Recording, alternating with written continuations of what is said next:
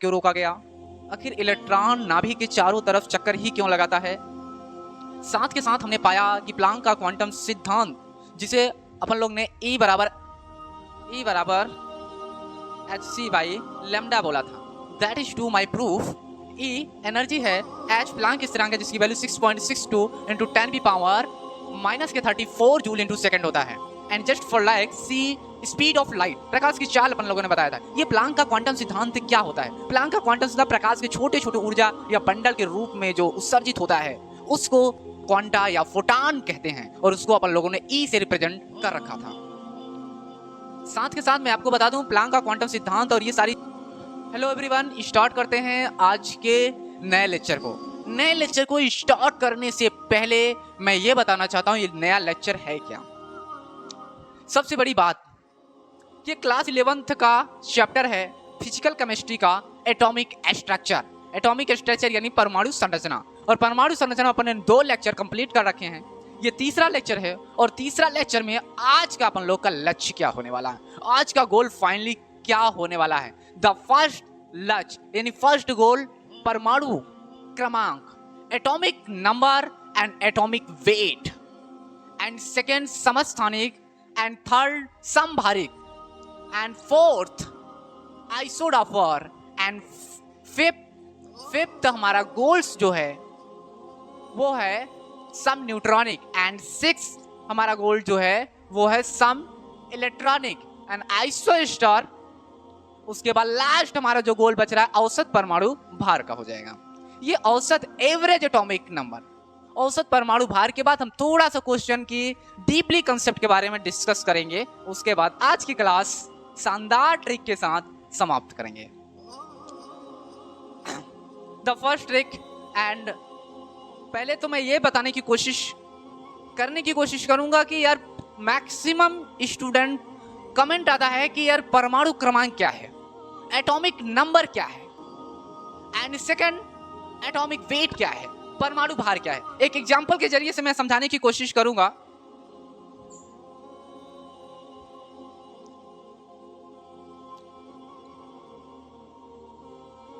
परमाणु भार को इंग्लिश में एटॉमिक वेट, और एक सेकेंड हमारा जो है वो है परमाणु क्रमांक।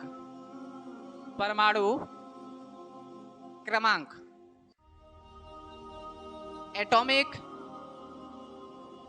नंबर, क्रम बाय क्रम जो चीजें चलती हैं। जैसे एग्जांपल फॉर मैंने इसको x मान लिया, और आप इसको मैंने 16 ले लिया, इसको 8 ले लिया। अब ये x एक सिंबल है, आप समझे ना, x एक सिंबल है, और जो 8 है इसको कहीं ना कहीं हमने एटॉमिक नंबर कह दिया। एटॉमिक नंबर को अपन लोग Z से रिप्रेजेंट करते हैं, और एटॉमिक भार को अपन लोग A से रिप्रेजेंट करते हैं, जिसको कहीं ना कहीं हम क्या बोलते हैं, एटॉमिक भार बोलते हैं। और नीचे वाले को जो एलिमेंट होता है ये एक सिंबल है, तत्व का नाम, यानी किसी भी एलिमेंट का नाम ले लो, किसी भी एलिमेंट को हम ये चीज बोल सकते हैं, ठीक है।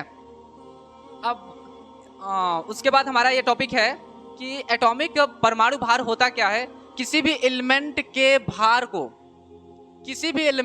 को, जैसे आप ऑक्सीजन देख लीजिए, ऑक्सीजन है, ऑक्सीजन को 816 बोला जाता है। ऑक्सीजन का अगर मैं परमाणु क्रमांक की बात करूं तो आप 8 बोलेंगे। अगर मैं यही परमाणु भार की अपन बात करें तो परमाणु भार इसका 16 हो जाएगा, जिसे हम A से रिप्रेजेंट करते हैं, और इसको हम Z से। ऐसे एग्जांपल और ढेर सारे हैं, जैसे क्लोरीन का देख लीजिए, क्लोरीन का 35 एटॉमिक वेट हो जाता है, और इसका 17 जो होता है इसका एटॉमिक नंबर हो जाता है, ठीक है, जिसे हम Z से रिप्रेजेंट करते हैं। इसका बहुत बड़ा रोल है, ये तो मैं रफली आपको समझा दिया हूँ, ठीक है। बाकी इसकी डिटेल अपन लोग जिक्र कर रहे हैं, डिटेल चर्चा करेंगे। आइए देखते हैं। अभी तो आप लोगों को एक बात समझ में आ गई कि यार परमाणु भार क्या होता है, परमाणु क्रमांक क्या होते हैं। परमाणु भार का मतलब क्या होता है, जो किसी एलिमेंट के ऊपर होता है, और परमाणु क्रमांक जो उसके नीचे सिंबल को रिप्रेजेंट करता है, यानी क्रम को डिसाइड कर दे। परमाणु नंबर का मतलब होता है जो उसके किसी भी एलिमेंट के क्रम को डिसाइड करे, उसे परमाणु क्रमांक कहते हैं। परमाणु क्रमांक का यहाँ पर एग्जाम्पल के जरिए से अपन समझेंगे एक एक चीज को। उसके पहले समस्थानिक समझते हैं, समस्थानिक के जरिए से हम इस चीज के कंसेप्ट को और डीपली समझ जाएंगे। देखिए, थोड़ा मार्कर में प्रॉब्लम है, देखिए इधर से ध्यान दीजिएगा। समस्थानिक हमारा टॉपिक है, समस्थानिक। आज का जो हमारा टुडे गोल्स क्या होने वाले हैं? समस्थानिक। सम का मतलब होता है और स्थानिक का मतलब क्या होता है माय डियर, याद रखना, समझने की कोशिश करना। 1H1, 1H2, 1H3, ध्यान समझना। 1H3, 1H1, इसको प्रोटियम बोलते हैं, इसको ड्यूटेरियम बोलते हैं, इसको ट्राइटियम बोलते हैं। प्रोटियम, ड्यूटेरियम, ट्राइटियम, बात समझना। प्रोटियम, ड्यूटेरियम, ट्राइटियम समस्थानिक का साला मतलब क्या होता है? मैक्सिमम स्टूडेंट को प्रॉब्लम यही हो जाती है कि समस्थानिक, सम का मतलब होता है समान, जिसे इंग्लिश भाषा में आइसो शब्द बोला जाता है। आइसो का मतलब होता है सेम, आइसो का मतलब होता है सेम यानी समान। समस्थानिक का मतलब समान परमाणु क्रमांक, जिसमें परमाणु क्रमांक समान हो जाए। ध्यान से मेरी बात समझना, परमाणु क्रमांक सेम हो जाए। परमाणु क्रमांक जिसे एटॉमिक नंबर कहते हैं, ये हमारा क्या रहेगा? सेम रहेगा। आपको मैं दिखा दो 1H1, 1H2, 1H3 सारे में देख लीजिए, नीचे वाला जो चीजें हैं वो परमाणु क्रमांक को रिप्रेजेंट करते हैं, कहीं ना कहीं वो हमें Z को रिप्रेजेंट करा रहे हैं। तो Z की संख्या यहाँ पर क्या आ रही है? समस्थानिक में परमाणु क्रमांक तो समान होगा, लेकिन परमाणु भार माय डियर कैसा होगा? परमाणु भार क्या होगा? असमान होगा। यहाँ परमाणु भार असमान होगा, मतलब सेम नहीं हो जाएंगे। एग्जाम्पल आप एग्जाम्पल के जरिए से याद करिए। ये कोई स्कूली नहीं है, ये कोई 11th का जरूर है, लेकिन मैं कॉम्पिटिटिव लेवल से बता रहा हूँ, इसलिए मैं डीपली तो इसके कॉन्सेप्ट को टच करूंगा, लेकिन डीपली मैं ये कहोगे कि इसकी परिभाषा लिखाना वो कहीं मतलब है नहीं। ठीक है, वही चीज पढ़ना है अपने को जो हमारे लिए जरूरी है। ठीक है, मैंने शुरू में ही बता दिया था कि ये हमारा जो होने वाला है ये क्रैश कोर्स है। ठीक है, तो क्रैश कोर्स के ही मीडियम से अपन लोग पढ़ेंगे। ठीक है, अब क्या है? समस्थानिक में सिर्फ आप दो ही बात याद रखना, जिसमें परमाणु क्रमांक सेम रहेगा और परमाणु भार असमान रहेंगे। या एग्जाम्पल, या फिर आप डिफिनीशन लेना चाहते हैं तो जिस भी तत्व के क्या हो जाएं? परमाणु क्रमांक समान, परमाणु भार भिन्न भिन्न हो जाए, उसको अपन लोग समस्थानिक कहते हैं। एक बात जरूर नोट डाउन करना, यहाँ पर न्यूट्रॉनों की संख्या क्या नहीं होगी माय डियर? न्यूट्रॉनों की संख्या समान नहीं होगी। यहाँ न्यूट्रॉन असमान हो जाएंगे। अभी हिंदी में लिख रहे हो, इंग्लिश में भी लिखेंगे। इलेक्ट्रॉन की संख्या सेम होगी। यहाँ पर दर्शाने के लिए मैं बता दूं, इलेक्ट्रॉन की संख्या सेम हो जाएगी। और क्या सेम हो जाएगा? प्रोटॉन की संख्या भी सेम हो जाएगी। यानी एक चीज में अपन लोग ढेर सारी चीज मैक्सिमम निकालने की कोशिश अपन कर रहे हैं। क्या क्या निकाल रहे हैं ध्यान से समझिएगा।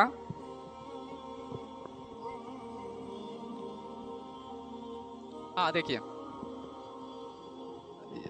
चलिए इसमें समस्थानिक अपने को ध्यान क्या देना है कि परमाणु क्रमांक देख रहे हैं आप सेम आ रहा है, साथ के साथ अपन परमाणु भार असमान आ रहा है। एक चीज मैं और बता दूं आपको कि इलेक्ट्रॉन, प्रोटॉन, न्यूट्रॉन क्या होते हैं, ये शुरू में अपन लोग जान चुके थे। जो हमारे प्रीवियस ईयर्स वीडियो को, लेक्चर को नहीं देखा है, वो लेक्चर उस देख लेगा तो उसको सारे कॉन्सेप्ट डीपली समझ में आ जाएंगे कि यार प्रोटॉन क्या होता है, इलेक्ट्रॉन क्या होता है, न्यूट्रॉन। हालांकि यहाँ बेस नहीं समझा रहा हूँ, यहाँ ध्यान से समझना कि जो इलेक्ट्रॉन, प्रोटॉन, न्यूट्रॉन है ये किसके बराबर होता है जी? ये हमारे परमाणु क्रमांक के बराबर होता है। जैसे मैं एग्जांपल ले रहा हूँ यहाँ पर नाइट्रोजन 714 होता है। अब मैं यहाँ पर आपसे एक क्वेश्चन कर रहा हूँ कि यहाँ प्रोटॉनों की संख्या कितनी है, तो एक छोटा सा फार्मूला नोट डाउन में कर लेना। यहाँ पर नोट में लिख दे रहा हूँ, नोट डाउन में कर लेना कि प्रोटॉन की संख्या बराबर इलेक्ट्रॉन की संख्या बराबर Z होता है। मेरी बात समझना, मैं क्या बोल रहा हूँ यहाँ पर ध्यान समझना। प्रोटॉन की जितनी संख्या, यानी मेरे कहने का मतलब जितना भी परमाणु क्रमांक होगा उतना ही प्रोटॉन, उतना ही इलेक्ट्रॉन होगा। समझ रहे हैं? आप नीचे वाले क्रम को देखकर आप प्रोटॉन की संख्या, इलेक्ट्रॉन की संख्या डिसाइड कर सकते हैं। मजे की बात यह है मैक्सिमम स्टूडेंट को यह भी नहीं समझ में आता कि यार ये प्रोटॉन, न्यूट्रॉन, इलेक्ट्रॉन आता कहाँ से। तो भाई साहब पीछे वाला लेक्चर बिना देखे आज का लेक्चर तो समझ में नहीं आने वाला है, बिकॉज सारा चीज पिछले वाले से लिंकेड है।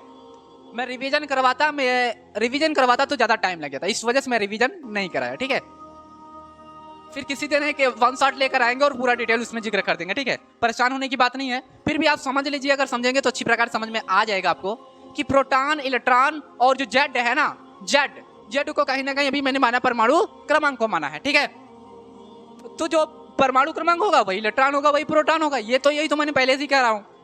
तो यहाँ पर इतनी सारी बातें आपको याद रखना है। और मैं यहाँ पर ये क्वेश्चन लिख कर और मैं ये पूछूँ आपसे कि यहाँ प्रोटॉनों की संख्या कितनी है, तो आप बोलोगे 7। मैं बोलूँ आपसे इलेक्ट्रॉन की संख्या कितनी है, तो आप बोलोगे 7। मैं बोलूँगा जेड कितना, आप बोलोगे 7। समझ रहे हैं। न्यूट्रॉन की संख्या कैसे निकाली जाती है, तो मैं बता दूं A माइनस जेड, यानी न्यूट्रॉन संख्या तब मिलेगा जब परमाणु भार में से परमाणु क्रमांक को आप माइनस कर दीजिए।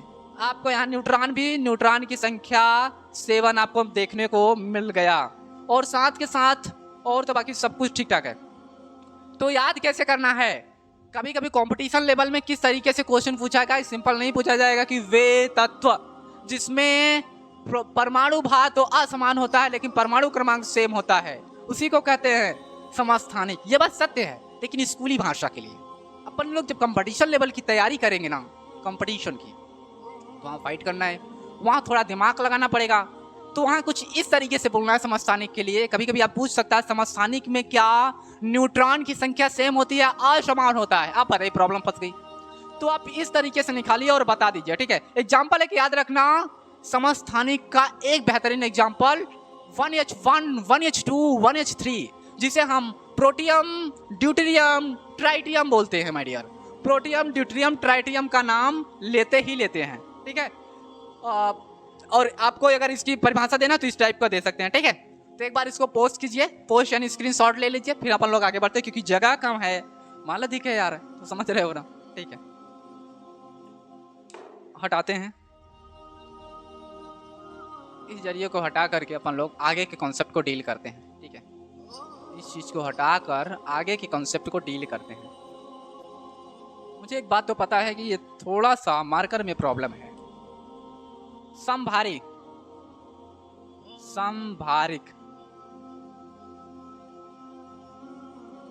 आइसोबार, इंग्लिश में आइसोबार बोलते हैं, ठीक है, आइसोबार बोलते हैं। इसमें वही चीज होगा, लेकिन थोड़ी सी प्रॉब्लम है। इसमें क्या होगा कि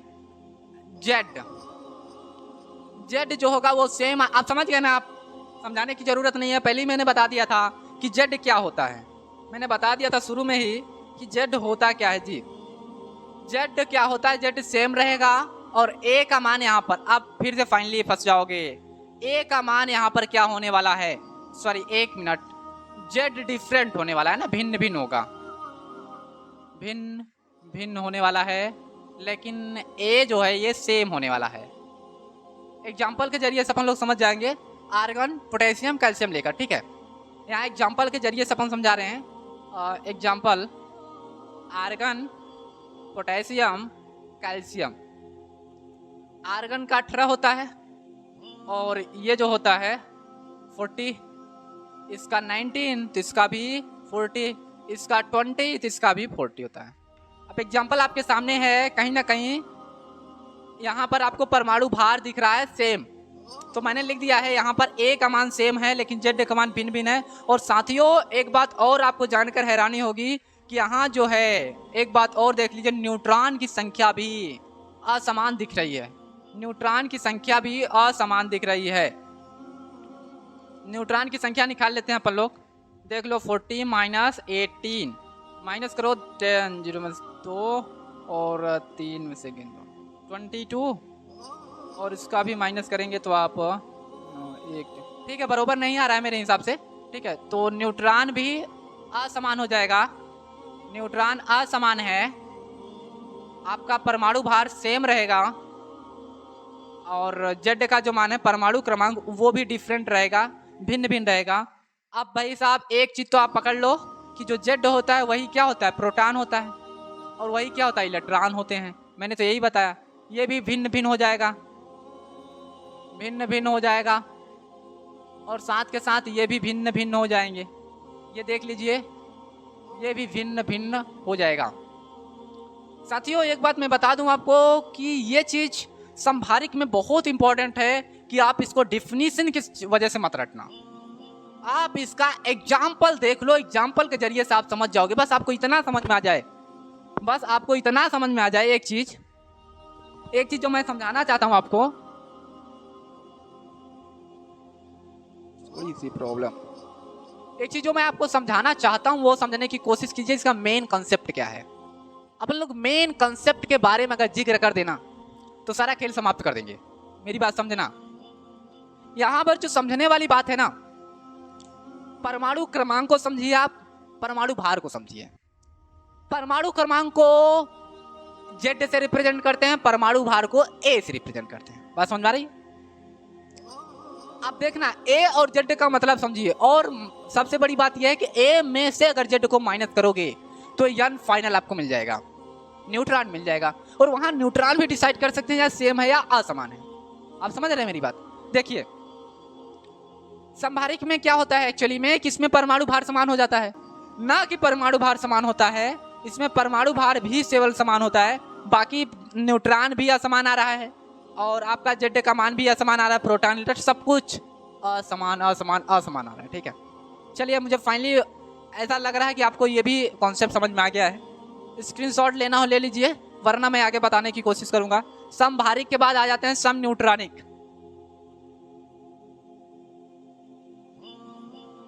ये तो और गजब है। सम न्यूट्रॉनिक का मतलब आइसो न्यूट्रॉन्स, जिसमें न्यूट्रॉनों की संख्या सेम हो जाए। समझ रहे हैं? न्यूट्रॉन की संख्या सेम हो जाए उसे न्यूट्रॉनिक कहते हैं, सम न्यूट्रॉनिक। जैसे कार्बन हो गया, नाइट्रोजन हो गया। समझ रहे हैं आप? कार्बन और नाइट्रोजन के अपन एग्जांपल ले रहे हैं अपन। यहां पर क्या आने वाला है, यहां न्यूट्रॉन की संख्या क्या होगी, न्यूट्रॉन की संख्या, मेन मकसद क्या है, न्यूट्रॉन की संख्या सेम आना। अगर न्यूट्रॉन की संख्या सेम आ जाएगी दोस्त तो समझ लेना ये सब न्यूट्रॉनिक है। एग्जांपल मैं बता ही दे रहा हूं आपको। जैसे कार्बन हो गया आपका, नाइट्रोजन हो गया। ठीक है, ये कार्बन को अपन लोग इतना मान लेते हैं 6 और नाइट्रोजन को 7, इसको 30, इसको 14। मेरी बात एक बात ध्यान से समझना, दोनों में मैं अभी आपको न्यूट्रॉनों की संख्या सेम दिखाने की कोशिश करूंगा। मैंने अभी बताया कि न्यूट्रॉन मिलता साला कैसे है, परमाणु भार यानी a माइनस जेड कर दो, यन बराबर इसके लिए क्या आएगा 13 माइनस 6, टोटली आपका आ जाएगा 7। और यहाँ पर भी देख सकते हैं, यहाँ पर भी 7 ही आएगा। तो यहाँ भी आप फाइनली देख लीजिए न्यूट्रॉन की जो संख्या है, न्यूट्रॉन पर 4 जीरो होता है, न्यूट्रॉन की जो संख्या है वो 7 यहाँ पर भी आ रही है और यहाँ पर भी 7 आ रहा है। यानी कुल मिलाकर मेरे को कहने का मतलब है ये कार्बन और न्यूट्रॉन में न्यूट्रॉनों की संख्या सेम आ रही है। सबसे बड़ी बात तो यही है यार कि न्यूट्रॉन की संख्या किसमें सेम आ रही है। तो एग्जांपल मैंने समझा दिया। आप ये देखते हैं कि असमान क्या क्या आता है या डिफरेंट क्या क्या आता है, वो अपन देख लेते हैं। यहाँ पर डिफरेंट फाइनली आपको दिख भी रहा है कि परमाणु भार भी अलग है, देख सकते हैं। तो मैं यहाँ पर लिख दे रहा हूँ, फाइनली मैं टच करके लिख दे रहा हूँ कि ए का मान जो है ना वो सेम नहीं है, डिफरेंट है, भिन्न भिन्न है। ए का मान भी भिन्न भिन्न है, बात समझिए, ए का मान भिन्न भिन्न है। और साथ के साथ मैं बता दूं आपको प्रोटॉन की संख्या भी डिफरेंट है माय डियर, प्रोटॉन की संख्या भी डिफरेंट है। और साथ के साथ मैं बता दूं इलेक्ट्रॉन भी भिन्न भिन्न है। ये लो भैया, इलेक्ट्रॉन भी भिन्न भिन्न है। और एक चीज और मैं बता दूं आपको कि जेड का मान भी भिन्न भिन्न है। आप देख पा रहे हैं जेड का मान भी कैसा है माय डियर, भिन्न भिन्न है। सारे क्वालिटी आपके सामने हैं, आप देखिएगा न्यूट्रॉन की संख्या सेम आ गई है, बाकी सब कुछ असमान दिख रहा है आपको। देख लीजिए परमाणु भार 13 है तो यहाँ 14 है, ठीक है, डिफरेंट हो रहा है। प्रोटॉन की संख्या यहाँ 6 है तो यहाँ 7 आ रहा है, इलेक्ट्रॉन की संख्या 6 है 7 है, जेड का मान 6 है 7 है, यानी सब कुछ डिफरेंट आ रहा है। इससे अपन एक चीज तो जरूर डिसाइड करते हैं। अच्छा कह रहा है, कमेंट करा साइड हो जाइए सर, स्क्रीनशॉट लेना ले लेना, अभी रुक जाओ थोड़ा समझ लो, ठीक है, ले लो, बगल लोग हैं ले लो भैया। सब न्यूट्रॉनिक का कॉन्सेप्ट समझ में आ गया। इसके बाद अपन लोग पढ़ेंगे सम इलेक्ट्रॉनिक। जल्दी से स्क्रीनशॉट ले लो, फटाफट स्क्रीनशॉट सभी लोग ले लो, स्क्रीनशॉट सभी लोग ले लो। उसके बाद अपन लोग क्या काम कर रहे हैं, सम न्यूट्रॉनिक कॉन्सेप्ट समझ गए हैं आप लोग। आगे की बात अपन लोग डील करते हैं सम इलेक्ट्रॉनिक की बातें। क्या होता है सम इलेक्ट्रॉनिक? सम इलेक्ट्रॉनिक का एग्जाम्पल अपन लोग समझाएंगे जिसमें इलेक्ट्रॉनों की संख्या सेम आ जाए। हो गया होगा मेरे हिसाब से। ये सारा चीज मिटते हैं, ठीक है। अपने पास तो व्हाइट बोर्ड है भाई, तो मीट का लिखाना पड़ेगा। अच्छा ये बात ठीक है, साइकोलॉजिस्ट मैंने कुछ एक्सपीरियंस लोगों से मिला और उनसे देखा यार उनमें एक चीज़ तो मुझे बहुत कॉमन देखी, वो लोग कहते हैं, मैक्सिमम स्टूडेंट हमारे भी कमेंट करते हैं, आप भी कमेंट कीजिएगा, जितने लोग देख रहे हैं कमेंट कीजिएगा क्लास कैसी लग रही है, आपके ही अनुसार डिसाइड करेंगे ना भी कि मैंने जब मैक्सिमम लोगों की एक्सपीरियंस को मैंने देखा, और ये ब्रेन की साइकोलॉजी भी है कि जिस चीज़ को जितना ज़्यादा लिखा जाता है ना, हमारा ब्रेन उसको उतना ही ज़्यादा एक्सेप्ट करता है, साला रिसीव करता है उस चीज़ को। मेरी बात समझना, जिस चीज़ को आप जितना ज़्यादा अपने दिमाग में या अपने हाथ से लिखेंगे, दिमाग से सोच करके, साला वो चीज़ उतना ही ज़्यादा दिमाग में, ब्रेन में लंबे समय तक फिट रहता है। अगर आप भी इन चीज़ों को लंबे समय तक फिट करना चाहते हैं तो लिख लिख कर हमारे साथ लिखते चले, स्क्रीनशॉट ले, घर पर लिखे, और मुझे आशा नहीं उम्मीद है कि आप अपने सामने एक पेन कॉपी लेकर बैठे होंगे, क्योंकि क्लास देखने का मजा तो तभी है जब एक पेन और कॉपी साथ हो। ठीक है, कलाम जी कलम छोड़ गए और बोल गए क्रांतिकारी, कलाम जी कलम छोड़ गए और बोल गए, समस्त हमारे इंडियन जितने भी लोग हैं, जितने भी स्टूडेंट मुझे सुन पा रहे हैं, कहा अब नई क्रांतिकारी, नए एजुकेशन में आप इस कलम से रचेंगे। तो अब बारी आप लोगों की है, बारी हम लोगों की है अपने इंडिया को आगे ले जाने की, अपने एजुकेशन सिस्टम को बहुत आगे ले जाने की बारी है। ठीक है, चलिए विदाउट टाइम वेस्ट स्टार्ट करते हैं। आगे हमारा सम इलेक्ट्रॉनिक का टॉपिक रखा जाऊंगा या रखेंगे हम, कुछ भी कठिन नहीं है।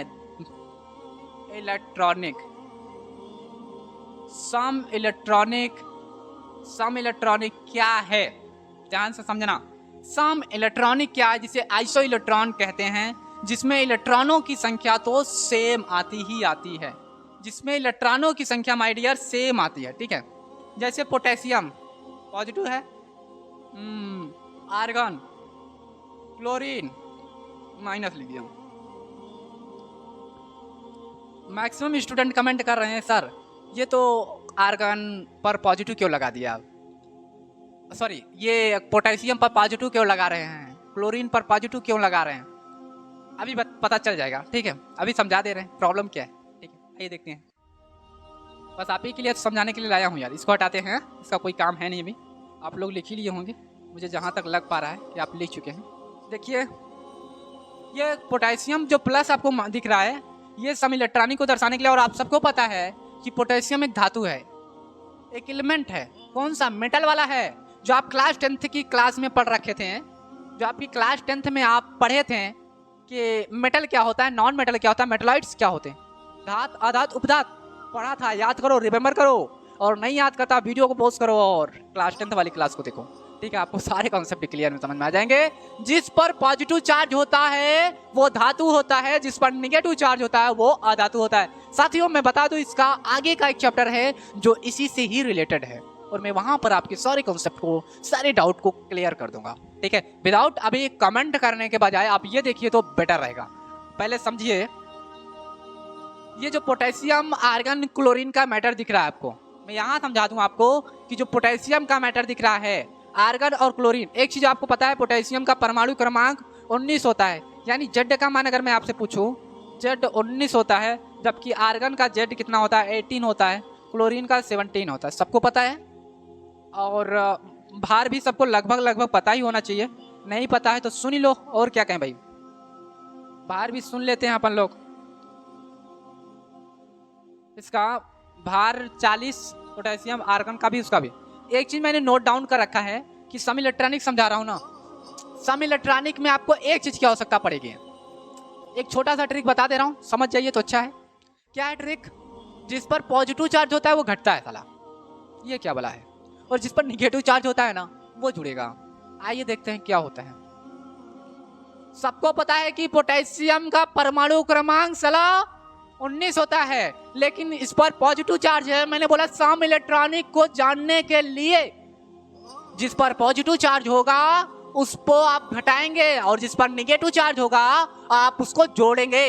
बस आप देखिएगा, पोटेशियम 19 होता है, 19, लेकिन चार्ज कितना है, एक चार्ज है तो एक माइनस करोगे आप, एक माइनस किया, फाइनली इलेक्ट्रॉन की संख्या मैं देख पा रहा हूँ 18 दिख रहा है मेरे को। और देखिए इलेक्ट्रॉन की संख्या अगला वाले में, आर्गन का तो होता ही साला कितना 18। एक और देखिएगा, क्लोरीन।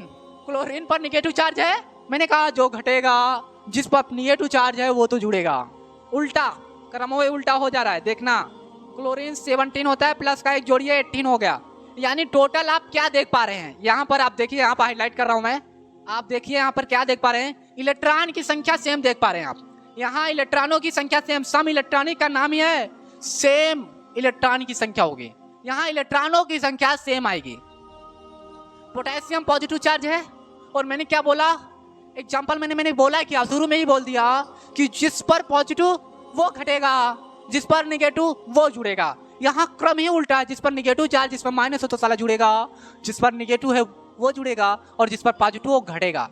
और यहाँ इलेक्ट्रॉन की संख्या सेम लानी है, और आपके सामने है, देख सकते हैं, मैं हट जा रहा हूँ, देखिए यहाँ पर एग्जाम्पल है, एग्जाम्पल यहाँ है, और ये आपके सामने मैंने प्रूफ कर दिया, इलेक्ट्रॉन 18, इलेक्ट्रॉन 18, इलेक्ट्रॉन 18, देख रहे हैं सब इलेक्ट्रॉन की संख्या 18 है।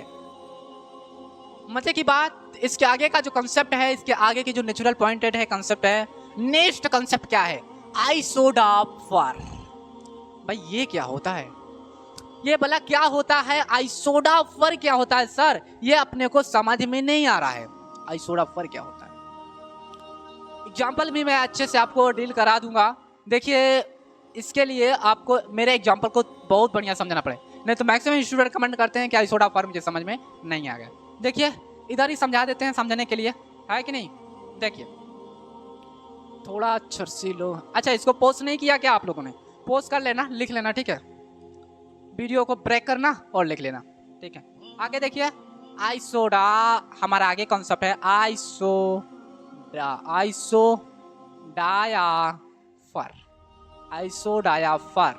आइसोडायाफर में प्रॉब्लम क्या है देखना। पहले तो एग्जाम्पल से समझ में आएगा क्या क्या, कार्बन, नाइट्रोजन और ऑक्सीजन। कार्बन नाइट्रोजन ऑक्सीजन लेते हैं। कार्बन का सबको पता है 40 होता है, 12 होता है, इसका 14 होता है, इसका 16 होता है, ये 6 होता है, ये 7 होता है, ये 8 होता है। अपने को आइसोडाफर में क्या करना है, n-p करना है, इसी को बराबर रखना है। इसमें क्या होता है, न्यूट्रॉन माइनस प्रोटॉन की संख्या सेम आएगी। माय डियर, आपको मैं समझा दूं कि आइसोडाफर वे तत्व या वे परमाणु या वे अणु जिसमें न्यूट्रॉन माइनस प्रोटॉन की संख्या सेम होनी चाहिए। सलाम प्रॉब्लम। अब ये सेम कैसे लाएंगे, आइए दिखाते हैं हम आपको कैसे होगा। न्यूट्रॉन माइनस प्रोटॉन, अब आप सबको पता है न्यूट्रॉन कैसे निकाला जाता है, परमाणु भार में से परमाणु क्रमांक को माइनस करेंगे। आइए दिखाते हैं आपको। n-p, पहले इसके लिए देख लेते हैं, इसके लिए n-p बराबर, अब देखना न्यूट्रॉन कितना है, अभी तो पता लगाना पड़ेगा अपने लोग को। यहाँ पर लिख ही लेते हैं, यहाँ लिख लेते हैं कि यहाँ पर एक चीज लिख लीजिए आप कि a का मान कितना है, 12 है, 40 है, 16 है, सबको पता है। z का मान कितना है माय डियर, 6 है, 7 है, 8 है, ठीक है, इसी की जरूरत थी अपन लोगों को। अब न्यूट्रॉन कैसे मिलेगा माय डियर, जरा वो मेरे को बता। अच्छा एक चीज और है, प्रोटॉन भी 6 है, 7 है, 8 है, इलेक्ट्रॉन भी 6 है, 7 है, 8 है। और एक चीज और मैं बता दे रहा हूँ यहाँ पर, सब कुछ तो पता ही चल गया आपको। न्यूट्रॉन को कैसे हैंडल करेंगे, ऊपर में से नीचे, यानी a माइनस जेड। अब क्या होने वाला है, a कितना है भाई साहब, इसमें 12 है, पहला में 12 में से 6 घटाओगे 6 होगा, और देखो क्या है, 14 में से 7 घटाओ, 14 में से 7 घटाएंगे 7 आएगा, और घटाओ 16 है, 16 में से 8 घटाएंगे तो 8 आएगा। यानी फाइनली हमको 6, 7, 8 हमको क्या दिखाई दे रहा है, न्यूट्रॉन की संख्या दिखाई दे रहा है। प्रोटॉन ऑलरेडी मिल चुका है, अब अपने को क्या करना है, n-p बराबर करना है, यानी n-p की संख्या सेम लानी है। तो ध्यान से समझना, n-p बराबर सेम कैसे लाया जाएगा। n-p सारे चीज के, इसके लिए n-p लगाते हैं, तब इसके लिए, तब इसके लिए, ठीक है। अभी इसके लिए लगा रहे हैं कार्बन के लिए, तो कार्बन में हमें न्यूट्रॉन कितना मिला माय डियर, 6 माइनस, ध्यान समझना मेरी बात, एक मिनट, n-p बराबर, अब ध्यान से समझना, न्यूट्रॉन माइनस प्रोटॉन है कि नहीं। अब अपने को कितना करना है, और न्यूट्रॉन कितना भाई साहब, 6 है, माइनस प्रोटॉन अभी अभी देखें आप 6 ही है, 6, यानी हमें क्या मिल गया 0, शून्य। अगला देखना, ये पहले के लिए था, ये पहले के लिए था, दूसरे के लिए यहाँ बता रहा हूँ n माइनस पी। ध्यान से मेरी बात समझना, n माइनस पी में क्या अपन लोग करने वाले हैं 40 माइनस 6, सॉरी यहाँ पर कितना आया था n 7 था, माइनस प्रोटॉन कितना है 7 ही है, बराबर शून्य। अगला देखिएगा n माइनस पी, यहाँ पर 8 आया था और वो भी 8 ही था 0, यानी कुल मिलाकर हमारा क्या आ रहा है n माइनस पी बराबर 0,0,0। कुल मिलाकर क्या आ रही है, सेम आ रही है। मेरे कहने का मतलब क्या है आप समझिए कि जब n माइनस पी का मान समान हो जाए तब उसे कहते हैं आइसोडाफर। समझ में आ रही है मेरी बात? आइसोडाफर ऐसे ही नहीं बोला जाता हवाबाजी में, यहाँ पर ये वैल्यू देखना पड़ेगा। मैंने एग्जांपल आपके सामने ला कर दिखा दिया हूँ, प्रूफ भी कर दिया हूँ कि ये चीज ऐसे ही होगा, ठीक है। आपको इसमें एक्स्ट्रा दिमाग नहीं लगाना है। आगे देखिएगा अगला कॉन्सेप्ट एक लास्ट कॉन्सेप्ट है, इसके बाद आपकी बोरिंग टॉपिक को क्लियर खत्म कर देंगे, ठीक है। इसको स्क्रीनशॉट लीजिए, पोस्ट कीजिए, जो भी कीजिए, इसको जल्द उतारिए ताकि हम आगे के बात कर सके। आगे हमारा क्या है, आगे आइसो एस्टर है, इसी से मिलता जुलता है आइसो एस्टर। ये आइसो एस्टर क्या है,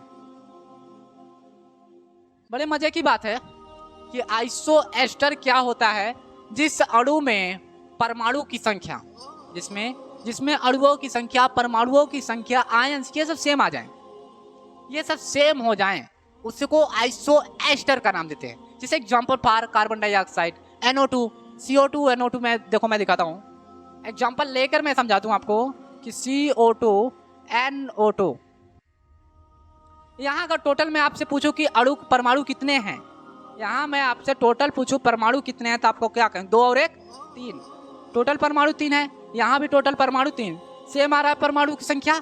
आप देखना यहाँ एक चीज और आपको दिखाई दे रहा होगा, यहाँ आप लोग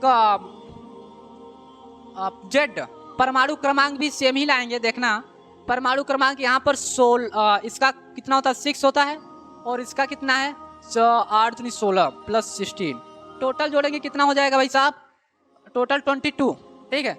जेड का मान 22 आ रहा है यहाँ पर, और यहाँ पर भी वही आएगा 22, यहाँ पर भी आ रहा है, देख लीजिए 7 प्लस 16, यहाँ आएगा 23 ना, यहाँ 23 आएगा। अब वही सेम प्रॉब्लम यहाँ पर भी है, प्रोटॉन की संख्या भी वही आएगी 22, इधर प्रोटॉन की संख्या कितनी आएगी 23 आएगी, है ना। और न्यूट्रॉन की संख्या आप देख सकते हैं, न्यूट्रॉन की संख्या यहाँ कार्बन है और यहाँ ऑक्सीजन है। एक चीज़ आप ध्यान दीजिएगा, यहाँ पर आइसो एस्टर में सबसे इम्पोर्टेंट बात यही है कि जिस परमाणु या अणु या आयन की संख्या सेम आनी चाहिए, और जो आ रही है, ठीक है। इसके बाद का जो कॉन्सेप्ट है हमारा वो है औसत परमाणु भार का, एवरेज एटॉमिक वेट। ये क्या होता है average atomic weight? Average atomic weight की बात अपन लोग करते हैं, इसके मेन कॉन्सेप्ट की बात, ये सारा चीज कॉन्सेप्चुअल है, आप एक बार इसको नोट डाउन कर लेना, ठीक है। देखिए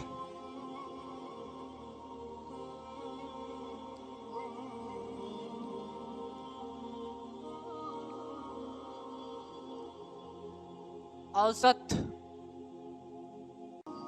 परमाणु भार, ये औसत परमाणु भार क्या है? Average atomic weight. ये एवरेज एटॉमिक वेट क्या है? ये भी क्या वाला है यार average atomic weight? Average atomic weight में अपन लोग क्या करने वाले हैं, ध्यान से समझिएगा। पहले तो इसके फार्मूले लिख लेते हैं अपन लोग, फिर उसके बाद डिसाइड करते हैं। क्वेश्चन के साथ ही समझा पाऊंगा, क्योंकि विदाउट क्वेश्चन के आपको समझ में आएगा नहीं और मैं चिल्लाता रहूंगा, ठीक है। तो देखिए A1 अभी समझाऊंगा, अभी क्वेश्चन नहीं करना है। A1 x1 plus A2 x2 plus A3 x3, पूरा x1 plus x2 plus x3। मेरी बात समझना, ये औसत average atomic weight, average atomic weight का फंडा या फार्मूला आप सोच लीजिए, क्योंकि सारा कॉन्सेप्ट यहीं पर आ जाएगा कि फार्मूले से ही दिमाग खिलेगा, है ना। तो एवरेज एटॉमिक वेट में A1 x1 plus A2 x2 plus A3 x3। अच्छा ये A क्या है? ये परमाणु भार है जो दे रखा होगा, आपके क्वेश्चन में ही पूछेगा, दिया जाएगा। और x क्या है? ये परसेंटेज है, ये x परसेंटेज है और 100% देगा ही देगा। समझ रहे हैं आप? x और 100%। मान लीजिए मैं क्वेश्चन देख रहा हूँ, या ये क्वेश्चन मैं आपको बता दूँ, एक क्वेश्चन मैं आपको बताना चाहता हूँ क्या है 10, 11, 12। क्या मैंने लिख दिया है क्वेश्चन? A1 का मान 10 है, A2 का मान 11 है, A3 का मान लीजिए 12 है, और साथ ही साथ मैं बता दूं x1 का मान 85% है, x2 का मान कितना होना चाहिए? 10%, और x3 का मान 5%। आप टोटल जोड़िए 100% है या नहीं? ठीक है। अब क्या करना है, ये मान लीजिए हमारा क्वेश्चन है, मान लीजिए किसी क्वेश्चन में ऐसा पूछ लिया कि परमाणु भार इतने हैं, उसके परसेंटेज भी साला इतनी है, तो क्वेश्चन अपने को बताना है कि परमाणु भार यानी परमाणु क्रमांक, रियली सॉरी, ये जो परमाणु क्रमांक A का मान परमाणु क्रमांक, मान लीजिए आपको परमाणु क्रमांक दे रखा हो और परमाणु भार पूछे आपसे, औसत परमाणु भार है, एवरेज एटॉमिक वेट है, तो बताना मेरे को पड़ेगा। तो ये मान लीजिए परमाणु क्रमांक दिया है, ये परसेंटेज दे रखा है और आपसे पूछ रहा है परमाणु भार, तो कैसे ज्ञात करोगे? फंडा आपके सामने है, कुछ करना नहीं, रखो। देखो मैं कर रहा हूँ, A1 का मान 10 है, इंटू A2 का x1 का मान 85% प्लस A2 का मान 11 है, इंटू x2 का परसेंटेज कितना है भाई साहब 10, प्लस A3 का वैल्यू कितनी है 12 है, इंटू x3 का परसेंटेज 5 है। पूरा बटा लिखिए, x1 x2 x3 तीनों देख लीजिए, 85 प्लस 10 प्लस 5, टोटल काउंट करेंगे 850 प्लस 110 प्लस 16, और ये पूरा 100 हो जाएगा। अब टोटल इसको भी जोड़ लीजिएगा, 850 में 0 0 0 0 लिख दिया, 6 1 7 7 5 12 है ना, 7 5 12, और 8 और 1 9, 9 और 1 10, 1050 बटे इतना, 0 से 0 साला काट दो। अब 5 से 5, 5 दूनी 10, 5 91, 5 दूनी 10, 21 बटे 2। अब 21 में 2 का भाग देना होगा ना, 21 में 2 का भाग लगाई दो, 2 1 2 0.025, यानी 1.5% आ रहा है, या भार उसका कम से कम 1.5 है। ठीक है, तो इस तरीके से होगा, इस तरीके से औसत पर, जब भी औसत परमाणु भार देगा तो आप औसत परमाणु भार इसी तरीके से निकालिएगा। थैंक यू, धन्यवाद हमारे वीडियो को देखने के लिए। आपने मुझे इतना समय दिया, इसके लिए मैं आपका हमेशा आभारी रहूँगा। एक चीज़ मैं अपने एक्सपीरियंस से मैं बोलना चाहता हूँ कि आप वीडियो में कमेंट जरूर करना, लाइक करो या मत करो, लेकिन सब्सक्राइब और कमेंट जरूर कर देना, ताकि चीज़ों को मुझे भी समझ में आए कि आपको प्रॉब्लम कहाँ आ रही है। ठीक है, उस अनुसार से मैं हैंडल कर सकूं। आगे नेक्स्ट वीडियो में, अगले लेक्चर में अपन देखेंगे, और अगला लेक्चर हम देंगे कल प्रोवाइड करेंगे। अच्छा एक चीज़ और है, मैं बता दूं आपको कि जो आज मैं पढ़ाया हूँ इसी से रिलेटेड मैं DPP बनाकर इसी चैनल पर डॉक्टर विकास सोनकर के ही चैनल पर डालूंगा, ताकि आपकी तैयारी में कहीं कमी ना रह जाए। ज़बरदस्त तरीके से आप अपनी तैयारी करें विदाउट टेंशन लिए। ठीक है, धन्यवाद। बातें करने के लिए बहुत टाइम है, फिर बात करेंगे, फिर मिलेंगे। मस्त रहिए, हंसते रहिए, मुस्कुराते रहते। देखिए, सफलता का सबसे बड़ा प्रतीक स्माइल है, हमेशा स्माइलिंग करते रहो, क्योंकि कहते हैं ना, साइंटिस्ट का कुछ मानना है कि स्माइल करने से दिमाग में हमेशा पॉजिटिव ही पॉजिटिव नजर आता है, और जो पॉजिटिव दिखता है ना, तो चीज़ें उतनी ही ज़्यादा दिमाग में और आती हैं, सोचने का लेवल बढ़ जाता है। समझ रहे हैं मेरी बात?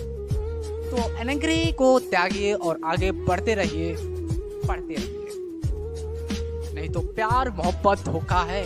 पढ़ ले बेटा, अभी मौका है।